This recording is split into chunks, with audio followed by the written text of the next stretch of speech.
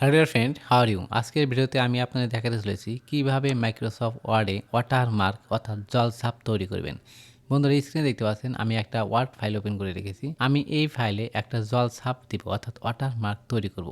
সেটা কীভাবে করব? সেটা করার জন্য আজ দেখতে পাচ্ছেন হোম অপশন, এরপরে দেখতে পাচ্ছেন ইনসার্ট অপশন, এরপরে আছে পেজ লেআউট। আমরা এই পেজ লেআউটে প্রেস করব।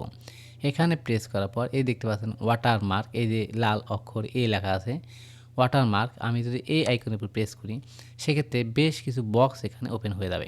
প্রথমেই দেখতে পাচ্ছেন কনফিডেন্সিয়াল, তারপরে কনফিডেন্সিয়াল, এরপরে ডু নট কপি, এরপরেরটাও ডু নট কপি। অর্থাৎ আপনি কোনটা নিতে চাচ্ছেন। আপনি যদি সরাসরি এগুলোই ব্যবহার করতে চান সেক্ষেত্রে এখানে প্রেস করতে পারেন। আপনি যদি এরকম বাঁকা নিতে চান সেক্ষেত্রে এখানে প্রেস করতে হবে। যদি এরকমভাবে নিতে চান সেক্ষেত্রে এখানে প্রেস করতে হবে। তুমি দেখতে পাচ্ছেন কনফিডেন্সিয়াল 1, আমি যদি এটা ব্যবহার করতে চাই তাহলে এর উপর প্রেস করতে হবে। প্রেস করার সাথে সাথে এখন দেখেন আমার এই পেজের ভিতরে এই যে এখানে লেখাগুলো আমি লিখেছি তার নিচ দিয়ে কনফিডেন্সিয়াল এই যে লেখাটা কিন্তু এখানে দেখা যাচ্ছে। এখন আপনি যদি চান যে না আমি এটা ব্যবহার করব না, আমি ডু নট কপি এটা ব্যবহার করব, সেক্ষেত্রে এখানে প্রেস করুন। প্রেস করার পর এই যে ডু নট কপি, এই যে ডু নট কপি আপনি যেটা ব্যবহার করতে চান তার উপর প্রেস করুন। ধরে নিলাম আমি এটাই ব্যবহার করব অথবা এটা ব্যবহার করব, তাহলে এর উপর প্রেস করলাম। করার সাথে সাথে এখানে দেখতে পাচ্ছেন ডু নট কপি, এই যে নিজ দিয়ে জলছাপ দেখা যাচ্ছে। বন্ধুরা, এটা আমি দেখালাম, অর্থাৎ সরাসরি এখান থেকে ক্লিক করে আমরা এটা নিয়ে নিলাম।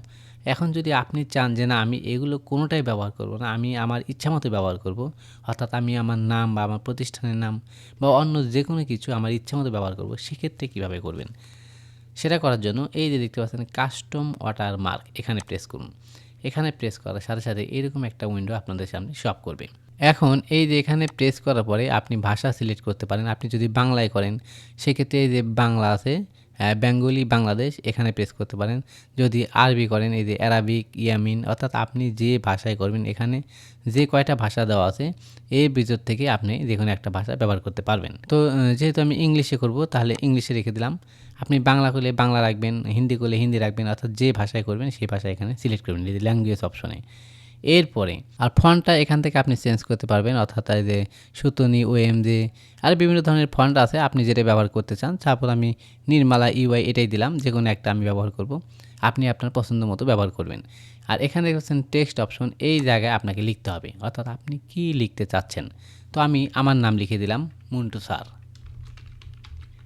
ওকে, মন্টু স্যার লেখার পরে এখন যদি আমি ওকে অপশনে প্রেস করি সেক্ষেত্রে এই যে এখানে আমি ব্যবহার করেছিলাম এ ডু নট কপি, এটা কিন্তু চলে যাবে এবং মন্টু স্যার লেখাটা শো আপ করবে। তো আমি ওকে প্রেস করলাম। এখন দেখেন এই দেখতে পাচ্ছেন মন্টু স্যার লেখাটা শো আপ করেছে। আপনি যদি চান যে না এই লেখাটা আমি এই বাঁকা করে লিখবো, এই যে এদিক করে, তাহলে আবার কীভাবে লিখবেন? এই ওয়াটারমার্কে প্রেস করুন। প্রেস করার পর কাস্টম ওয়াটারমার্ক এখানে প্রেস করুন। এরপরে দেখতে পাচ্ছেন এই যে হরিজেন্টাল আর এই যে এখানে আছে ডায়াগোনাল, এই এখানে প্রেস করুন এই বক্সের মধ্যে। প্রেস করার পর যদি আমি অ্যাপ্লাই অপশনে প্রেস করি এবং ক্লোজ অপশনে প্রেস করি সেক্ষেত্রে দেখেন এই যে আমার লেখাটা এরকম হয়ে গেছে, অর্থাৎ বাঁকা হয়ে গেছে। এটা যদি দেখা অসুবিধা হয় আমি একটু নিচের দিকে নিয়ে আসি, তাহলে আপনারা খুব সহজেই বুঝতে পারবেন। এই যে দেখতে পাচ্ছেন আমি নিচের দিকে নিয়ে আসলাম, এখন নিচ দিয়ে আমার নামটা কিন্তু স্পষ্ট করে দেখা যাচ্ছে। আবার আমি পূর্বের মতো করে রেখে দিচ্ছি। তো বন্ধুরা, এখন যদি আপনি চান যে না আমি এই লেখা লিখব না, অর্থাৎ এখানে আমি একটা ছবি সেট আপ করবো, যে আমি আমার ছবি অথবা আমার একটা প্রতিষ্ঠানের ছবি বা প্রতিষ্ঠানের লগো অথবা অন্য কোনো ছবি এখানে শো করব, সেক্ষেত্রে কীভাবে করব? সেটা করার জন্য সেম অপশন এই যে ওয়াটারমার্ক এখানে প্রেস করুন। প্রেস করার পর এই কাস্টম ওয়াটারমার্ক এখানে প্রেস করুন। যেহেতু আমি আমার ইচ্ছা মতো ছবি সেট করব সেক্ষেত্রে সবসময় আপনাকে কাস্টমে আসতে হবে।